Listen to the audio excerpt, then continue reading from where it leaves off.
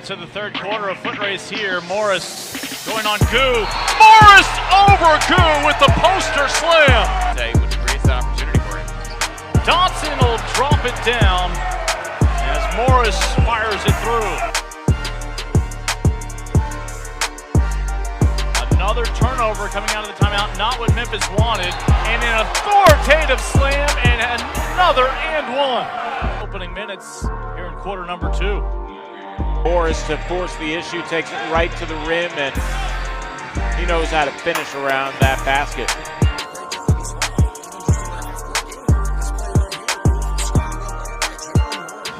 They trail by 4. Morris, great dish from Primo. Johnson will send it back out. Morris drives, and that one scores. Spurs get it back. Morris again. Man, what a shot by Morris. Welcome back with another episode of Beyond D2. We have a very, very special guest, KJ Jones, a.k.a. D2 National Player of the Year, a.k.a. 3,000-point scorer. The list of accolades go on and on. We could be here all day, but KJ, welcome to the show. What's going on? Yes, sir. What's going on, man? Appreciate you for having me on today. Appreciate you for joining.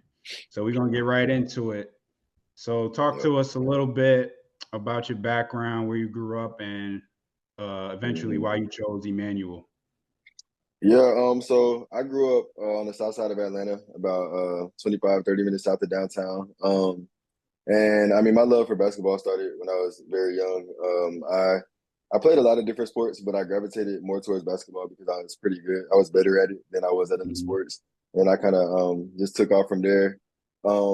As far as like, you know, how I progressed over, you know, my younger years, I just always had like this work ethic. I just always wanted to like be playing, be practicing, doing something basketball related. And just over time, I you know, really advanced my skill set, you know, over my middle school years and then into my high school years. And, you know, eventually came to the conclusion that I wanted to play past, you know, high school. And so why I ended up choosing Emmanuel, I mean, so for people that don't know, Emmanuel was actually my only scholarship offer out of high school. So I didn't have any other options. And it's not that I wasn't, you know, good enough or anything like that, but it was recruitment was just slow. I played on a really good high school team. You know, there were a lot of other good players and kind of just flew under the radar a little bit. But, you know, I ended up going with Emmanuel because, you know, obviously like can't send no to a full ride. So, and I was like, and it's an opportunity. And it was an opportunity, you know, to continue my basketball career, which is ultimately what my goal was. And so I, you know, chose them and everything kind of fell into place. Was Emmanuel your only D2 offer? Or was it like D3, D1s, or was that just the only one that had the scholarship offer? Like that was my only offer, period. No other team offered me anything. Yeah. I bet you a lot of those teams are sorry they made that mistake. Yeah, for sure. For sure. Because I remember I was coming in high school, I had a bunch of D3s, but I only went D2, luckily, because my dad was the assistant coach. So he brought it to the head coach, and that's just how it started for me. Unlike Rick here, who had a little scholarship, but we ain't gonna talk about that. No, I'm not even gonna get into that. For me, I was the last. I think I was the last one to be offered. He offered 2 other of my teammates. He was recruiting all 4 of us. Offered the 2 first, and then I was the last one to get recruited. So I was the last one to get the offer. So I mean, I'm grateful though. Grateful for the experience, but that's dope.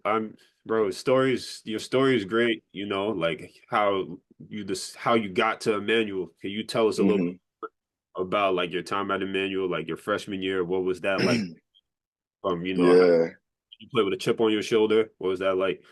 For sure. Yeah. So I started my last couple of years when I was in high school. And I mean, like most freshmen, when I transitioned to college, like I came off the bench initially. And you know, you can go look at the, you know, stats and other things from my freshman year. I actually ended up leading the team in scoring my freshman year. And I didn't start. So it was different for sure. Like it was different adjusting to that because you know, when you play for so long and you're on the court and you're, you know, one of the main guys, and then now you're on the bench, it is a different role that you kind of have to like buy into. And so there was a chip on my shoulder, but it was more like okay, like I'm just gonna wait for my opportunity. Like, when I do get in the game, I'm gonna show them what I can do. You know what I'm saying? And so like my freshman year was just like I don't know if I'm gonna go in 2 minutes or with 2 minutes left in the game. Like, you know what I'm saying? But like just whenever that opportunity comes, like I'm just gonna try to make the most of it. So yeah, my freshman year was definitely a little bit of a transition year for me, but nonetheless, I still had a really good season. Statistically, and we won games and things like that. And then, I mean, after that, like after going into my sophomore year, it was like very clear and understood like what it was, and I started that year and kind of went from there. So Good. yeah, That's dope. Was there like Required to be a freshman and come in, lead the team in scoring, yeah. and essentially like you was playing off rip pretty much. Not really. So like I would say the first like probably 15 or so games of my freshman year, I was probably averaging around like maybe 13 or 14 minutes. And then like the latter half, so like the second half of the season, it was closer to like 23, 24. So and there definitely was a change like mid-season, like, okay, like here's a guy who might actually, be pretty good, who could contribute to some more wins. Like let's, give him a little bit more time. And so yeah, I definitely saw a transition even through my freshman year. that's dope. You must have been scoring bunches, bro. Just Yeah. off the bench in college. Yeah. Must have been That freshman adjustment, all you need is that one game and it's over. That one game. That's what happened with me. I was getting those minutes towards the end of the game, and I'm just like, damn, my own father gonna do this to me. This is crazy. Yeah. But then that one breakout game, it just went up from there. So For sure. I definitely can relate to what you're saying with that one, for sure. Yeah, I mean that was definitely me. Like, I mean, I had a couple really good games early on, but then like, they kind of go back to the normal rotation. And then there was one game I had, it was like in the second semester, and I had like 32 points in 22 minutes off the bench. And I think it was like that game they were like, all right, like we gotta let him rock. at that point. And that was probably fishing too. Like, it was probably fishing. Yeah, 9 to 12, Oh, Yes, sir. For sure. that's tough. So let me ask you this. We talk about you trending in the right direction, everything improving. So, the portal is big now. So Right. what made you want to stay at the Division II level, knowing that you could probably go D1 and have a lot of success? For sure. I mean, I think it just goes back to like kind of my experiences. Like I had one offer out of high school, and so like it was like that was a team that kind of found me, that believed in me first. And in my opinion, like I believe that like when I was in high school, like that's a time where scouts are supposed to see like, okay, he has potential, or whatever, and nobody else saw that in me. So one, like just out of like loyalty, like those are the guys that they saw me first, they believed in me first. Two, my end goal didn't change when I went to the Division II level. My end goal has always been to play at the highest level. And so that didn't change when I got to Emmanuel. So I made a commitment to myself that if I'm going to be at this stage and at this level, like I'm going to do whatever it takes, like to get to the next level. Like, and as far as like transferring versus not transferring, like at the end of my like last year, some different NBA and pro teams were starting to like reach out, and I was starting to get that notoriety, and I was like, okay, well, if I'm getting that now, like why would I mess that up? You know what I'm saying? Why So like risk it got to a Right, exactly. yeah. You never know. And I wholeheartedly believe I could have transferred and played like anywhere in the country. But it was just a matter of like, okay, I got this traction now. Like, let me just keep working, focusing on the things that matter. And just staying true to the work, because ultimately I feel like it's not the school that's gonna get you to the next level. It's like the work and the body of work that you put in. And that's kind of why I decided to stay. That's the one right there. That's the one right there. That's that. I definitely had to ask that question because, my sure. junior year, I had a chance to possibly transfer, but me knowing who I am, if I'm comfortable somewhere, I'm good. I'm gonna just rock out, and everything was, centered around me. Like I was the guy pretty much. So why would I go somewhere not knowing what was going to happen and then put everything that I worked for in jeopardy? So I decided to take it out, and then get it out the mud, essentially. Yeah. Definitely did. And I was one of the guys like, I don't know, maybe you might want to look into it, man. Yeah. mean, and it was just one of those things. Like I knew I wasn't gonna stop working. You know what I'm saying? So it's like I don't need that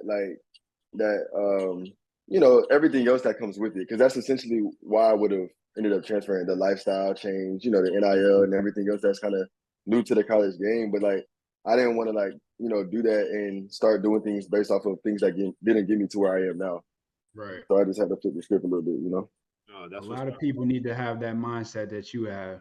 People get Yeah. caught up in the NIL portal D1 dream, but Yeah, look at you now. Big things on the exactly. horizon.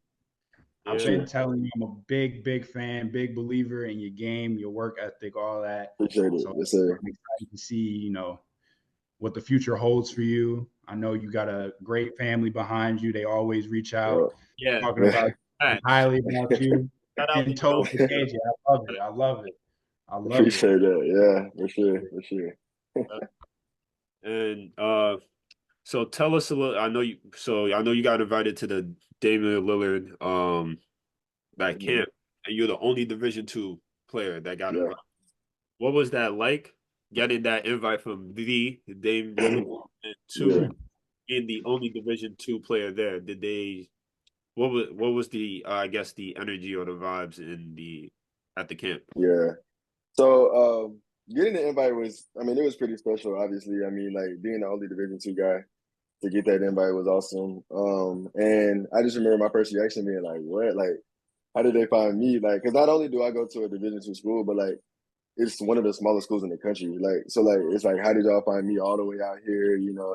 So the initial invitation was crazy.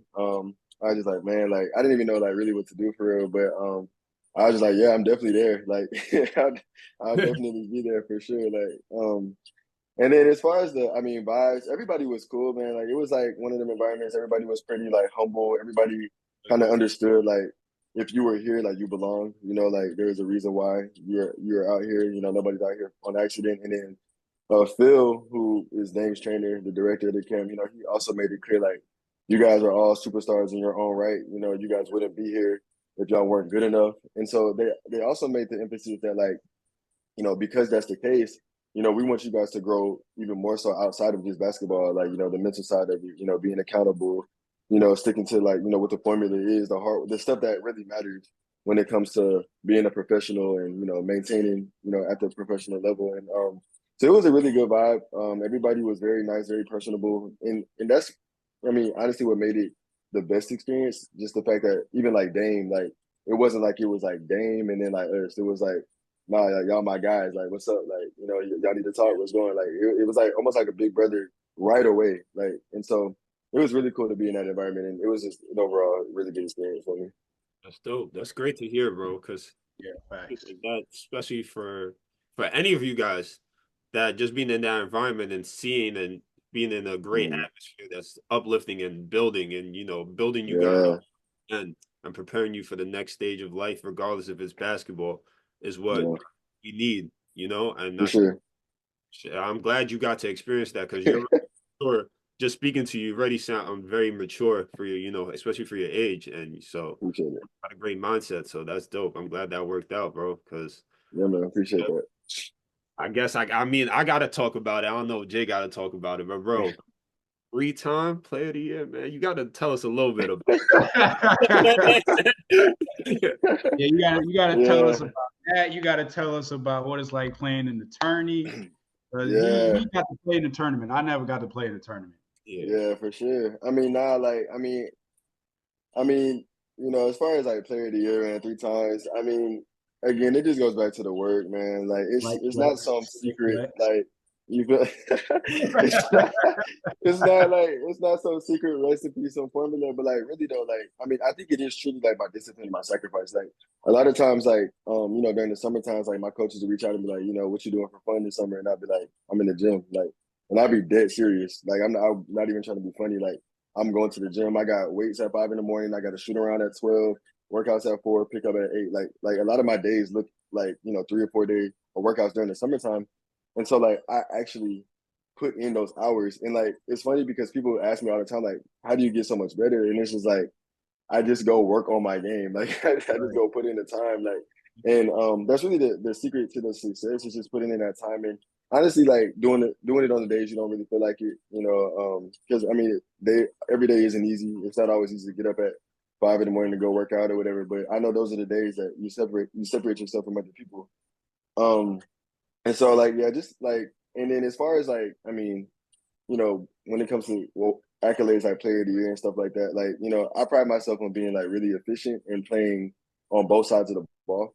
And so I think like that also plays a factor into like people, when they evaluate me, like, man, like not only does he put up these numbers, but it's in an efficient manner and he plays defense. So it's just like, I just try to work on that stuff, in the off season and even throughout the season, making sure I'm staying up on my list and getting the number of shots up, getting, the amount of sleep that I need to, just to go out and put my best foot forward, honestly. And like, it's one of those things like, the 3-time player of the year, like that's a byproduct of like what I've done.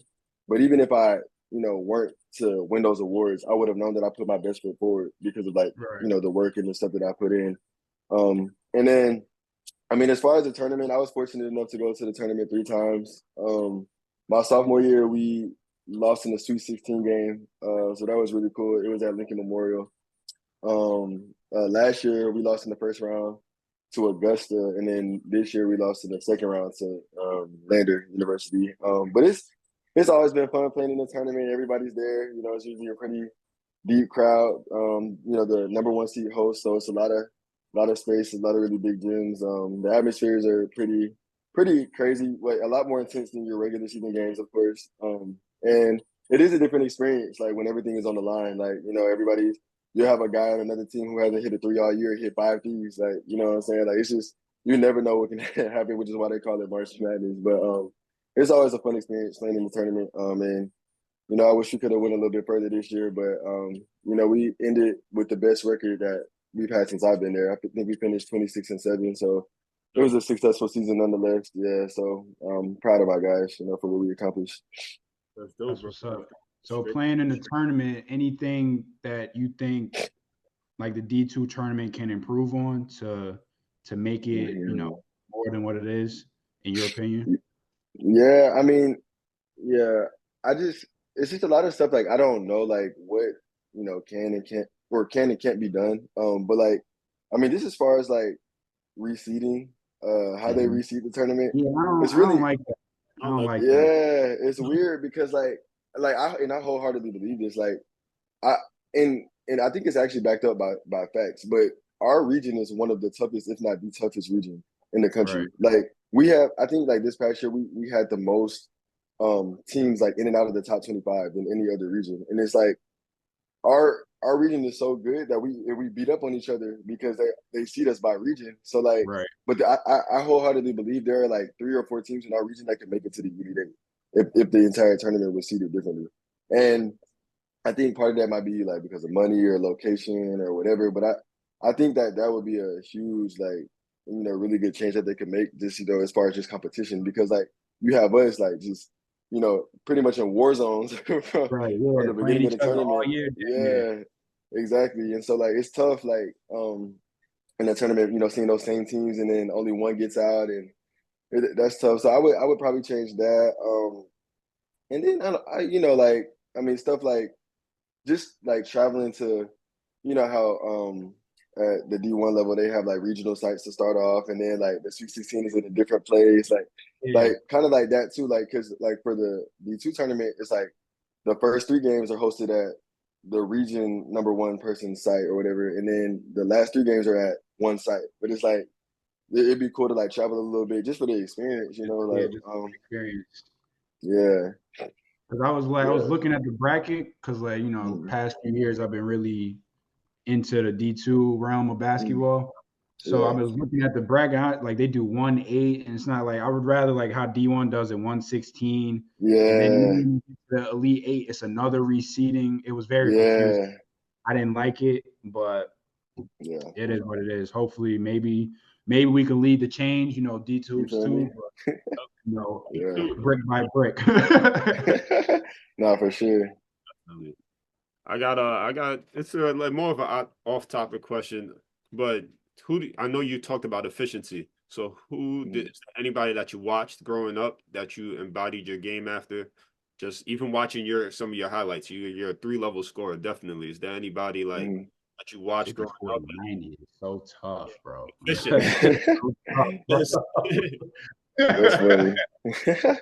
Yeah, man. So I mean, it's interesting because when people ask me that question, like I always say, like, there's not one particular player I was like, okay, I'm gonna try to like kind of, go after like his type of game, but like definitely picking from different players. I know a player that I did watch a lot growing up is Joe Johnson, just because he played for Atlanta, he called.